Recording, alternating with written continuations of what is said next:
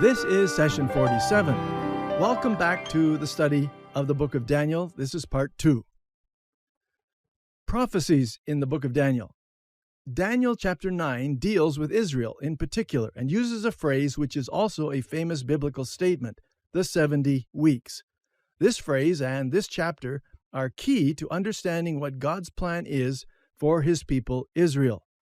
It is a reference to God's time clock for the nation. 77s is the Hebrew wording. As you study the book of Daniel, it becomes clear that the sevens here are not days or weeks, but years. So God has set forth a schedule of 70 times 7 years, 490 years altogether, a timetable dealing with his people Israel. Chapter 9, verse 24 says, 70 weeks, 77s, are determined for your people, the Jews, and for your holy city, Jerusalem, to finish the transgression, to make an end of sins, to make reconciliation for iniquity, to bring in everlasting righteousness, to seal up vision and prophecy, and to anoint the most holy. These are the things which God has purposed, but which will take 490 years to complete. In the following verses, God tells Daniel that this 77s will be broken up into 2 time periods. There will be one period of time of 69 weeks, amounting to 483 years. That will leave one leftover week, another period of 7 years, which will not come into play until the end of human history. And God tells Daniel precisely what will be the beginning point of that 483 years and what will be the ending point, given in verse 25. Know therefore and understand that from the going forth of the command to restore and build Jerusalem until Messiah the Prince, there shall be 7 weeks and 62 weeks. After the 62 weeks or sevens, Messiah shall be cut off, but not for himself. There is a starting point. King Artaxerxes, a king yet to come when God gives this revelation to Daniel, will issue a particular decree allowing the Jews to start rebuilding Jerusalem. That is a well-known historical event. From that point until the Messiah, the Anointed One, comes and is cut off, but not for himself, he will be cut off for the sake of his people, all mankind, there will be 483 years. We know this decree was issued on March 14, 445 BC. The Jewish calendar year was 360 days long, so the 483 years takes us precisely to Palm Sunday, AD 32. The Anointed One, Messiah the Prince, comes into Jerusalem with much rejoicing, but of course during that same week he is rejected and cut off, but not for himself. He is the Lamb of God who dies for all mankind. Jesus is God's Anointed One, but not received as such by his own people. As a result of their rejection of the Messiah whom God sends, God's time clock for Israel stops and won't start up again until much later in history, when it will run through that final 70th week or 7-year period. This period, which Daniel prophesied, is still to come. You and I live in between those 2 blocks of time. The church age comes between the 69th 7 and the 70th 7 of God's time clock for Israel. If you remember our mountain peak diagram, this is the big valley between peak number 3 and peak number 4, which none of the prophets saw. Lots of scriptures deal with that 70th week, the 7-year period called the Great Tribulation. And there are numerous theological positions regarding this time period known as the end times, which we simply don't have time to deal with in this survey. Daniel provides for us in this chapter 9 the important key to understanding God's timetable for the Jewish people, the nation of Israel. But not only for the Jews, he provides a key for God's dealing with the Gentile nations. In chapters 2 through 9, we see a time clock for the non-Jewish peoples of the world. Chapter 2 tells us the story of King Nebuchadnezzar's dream of a great image, which he later used to build a large statue. God gave him this dream of an image of a man. Daniel had to be called in to interpret this dream. Later in chapter 7, God gives a dream or series of visions directly to Daniel, which precisely paralleled the dream which Nebuchadnezzar had earlier. The great statue of Nebuchadnezzar's dream is now seen to be a series of wild beasts in Daniel's vision. In both cases, they picture the coming political kingdoms of the Gentiles. It is rather interesting when you compare chapter 2 with chapter 7 to note the differences. Nebuchadnezzar dreams about this glorious image, head of gold, chest and arms of silver, and so on, and then builds a model of it, but plated entirely with gold from head to toe, an expression of his own pride and desire for his kingdom to last forever. He sets it up in an open plain near the city of Babylon.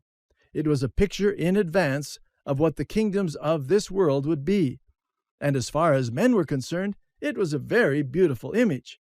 But when God showed Daniel the reality of what these kingdoms would be, it wasn't a pretty sight. Chapter 7 shows us a series of ferocious, ugly beasts, each representing another world kingdom, giving us a glimpse into the inner nature of the political kingdoms of this world. The outward appearance seen in Nebuchadnezzar's dream was one thing, but the inner nature of political power is a different thing altogether, much more like ravaging beasts. The head of gold in the image becomes a powerful lion in Daniel's vision. Both reflect the Middle Eastern empire of that time, the kingdom of Babylon. Daniel tells Nebuchadnezzar clearly, "You are that head of gold." The kingdom of Babylon is the first of the series of kingdoms described in both Nebuchadnezzar's dream and Daniel's vision. The second kingdom is represented by the silver chest and arms in the statue, but by a bear in the dream of beasts. This is the coming kingdom which will take over after Babylon, the Medo-Persian Empire. The third element in both visions, a brass trunk in the image and a leopard in the vision, predicts the kingdom of Greece, led by Alexander the Great. There are some very clear specifics here as to what Alexander would do and what would happen to his kingdom when he died, and they all came to pass precisely as Daniel describes them. After that third kingdom will arise a fourth, the legs and feet of iron, matched by a strange, diverse beast, aggressive and ferocious, which Daniel could not identify within the animal kingdom. This one represented the Roman Empire, which wouldn't come for hundreds of years. But when it came, it would be as strong as iron and as deadly as a ferocious beast. Then at the end of time, there would be another kingdom, the feet and toes made of a mixture of iron and clay, having something of the kingdom of Rome's attributes, but very unstable, so it will not last. Then 10 kings appear as horns on the beast, followed by another king coming up out of those kings who would be the world ruler in the end of human history, the Antichrist. The book of Revelation tells us much more about this personality. In the revelation which God gave to Nebuchadnezzar and to Daniel, he pictures what will happen in the end of time following all these earlier kingdoms. That final kingdom would finally be destroyed, and all the kingdoms of man's political adventures will come crashing down to the ground. A stone cut out of a mountain without hands will come rolling down on Babylon, crushing the feet of that great statue and turning it all into dust.